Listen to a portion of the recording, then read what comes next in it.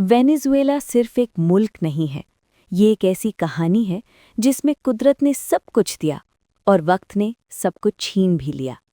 ये वही ज़मीन है जहाँ समंदर कैरिबियन से बातें करता है, जहाँ पहाड़ आसमान को छूते हैं और जहाँ दुनिया का सबसे ऊंचा झरना एंजल फॉल आसमान से ज़मीन पर उतरता है।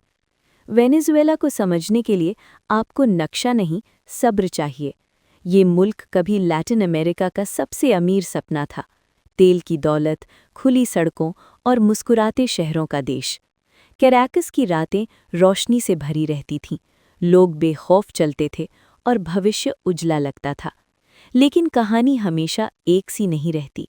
वेनेजुएला की तारीख संघर्ष से भरी रही है। ये वही ज़मीन है जहाँ सिमोन बोलिवार ने आज़ादी का सपना देखा।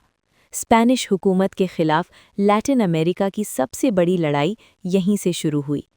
आज़ादी मिली पर चैन नहीं। तेल ने वेनेजुएला को अमीर बनाया, लेकिन उसी तेल ने इस मुल्क को एक ही चीज़ पर निर्भर कर दिया।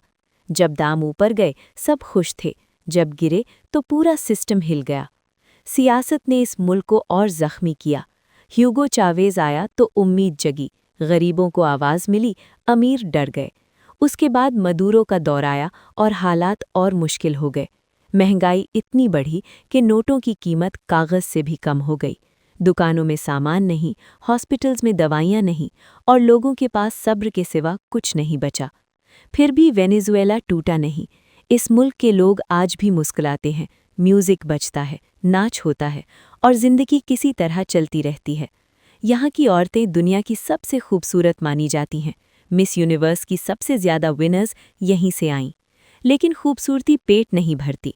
लाखों लोग मुल्क छोड़कर पड़ोसी देशों में चले गए सिर्फ इसलिए कि बच्चे भूखे न रहे।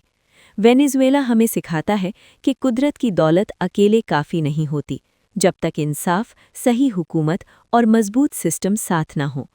फिर भी उम्मीद जिंदा है, क्योंकि जो मुल्क इतनी तकलीफ सहकर आज भी खड़ा है, वो कभी न कभी फिर उठेगा। शायद इसीलिए वेनेजुएला एक टूटा हुआ सपना नहीं, बल्कि एक अधूरी कहानी है, जिसका अगला पन्ना अभी लिखा जाना